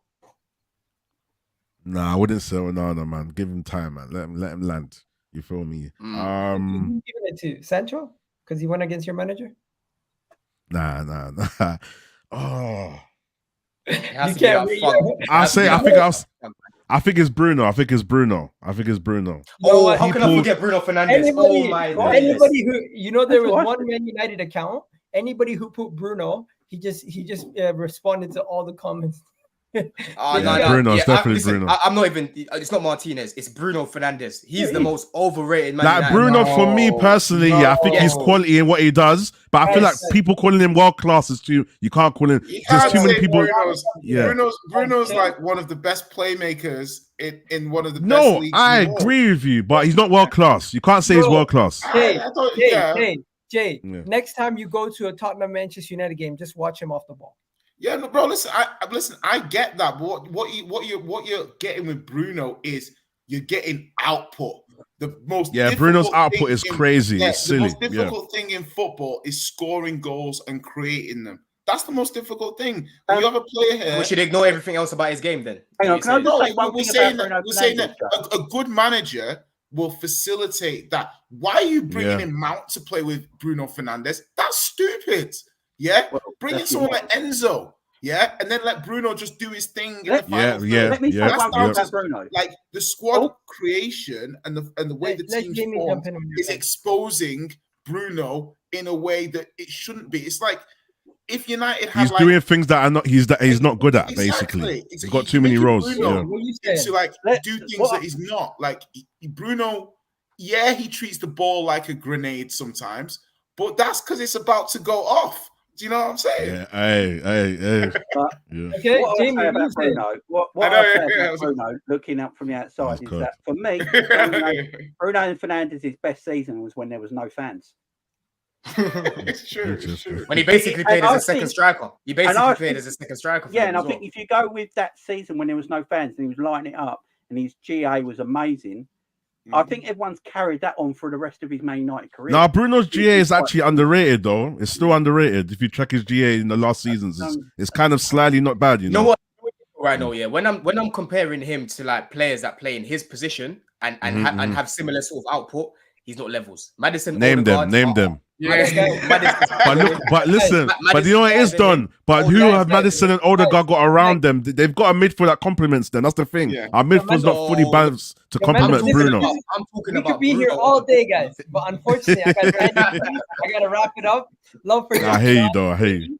Jamie, it's been a great show. I think I should do 5 people panels more often. I think 6 and 7 starting to get too crazy. 5 was perfect. Everyone got to chime in. Everyone got to speak. I loved it today. But Jamie, let the people know where they can catch you, bro. J-rated-R on my Twitter. I might start. Let Jay go. Oh, you said Jamie. I thought you said Jay. Well, you put me in the top left. Sorry. Jamie, go ahead. So you can find me on YouTube at Jamie Phillips Football Chat. So come and join me there. chatting a lot of stuff about Liverpool, but I talk about all the other Premier League top 6 teams as well. So yeah, join me over there, guys. I appreciate it. There you go. Link is in the description. Jay, now it's your turn. What are you saying? What's going on? J Rated R, Twitter, and I pop up on a few different streams. This was a very enjoyable stream. To be fair, all you guys, I followed all of. I normally don't even follow you bring me on with the B team normally. Do you know what I mean? You bring me on with the squad rotation Donnies. But today the panel's been great. Make sure you guys all follow them all, because it's been a very enjoyable show. You probably find me popping up on this stream when Egal can't get other people, and but it's been played. See you later. Don, what are you saying? Yeah, man. Listen, follow me on Twitter, Greasy Don. Obviously, yeah, the YouTube's coming real soon, man. By the end of the month, I'm looking to launch it. So keep an eye out. I'll let you guys know when I've done that.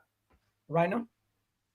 Yeah, man. Big up the chat, and yeah, lovely panel, man. Big up Jay, Don, Jamie, Egal. Obviously, thank you for having me. I enjoyed the show as well. Yeah, you can follow me on Rhino MGTV. For your latest Manchester United, a level-headed Manchester United fan. You feel me? I'm not delusional. You feel me? And there's my socials, Rhino UK official. And yeah, big up the chat as well, man. You guys make sure you're liking the video, and Egal, appreciate you having me, my bro. No, man, respect, man. And you guys all, hopefully you guys enjoyed the stream. Make sure you do leave a like on the video on the way out. And of course, leave us a comment after the video goes live, just to let us know what you thought about the video. I'm out of here, people. Love for the love, everybody. Hopefully I didn't miss any super chats or anything. Yep. And you guys have yourselves a great day. We're out of here, people. Peace.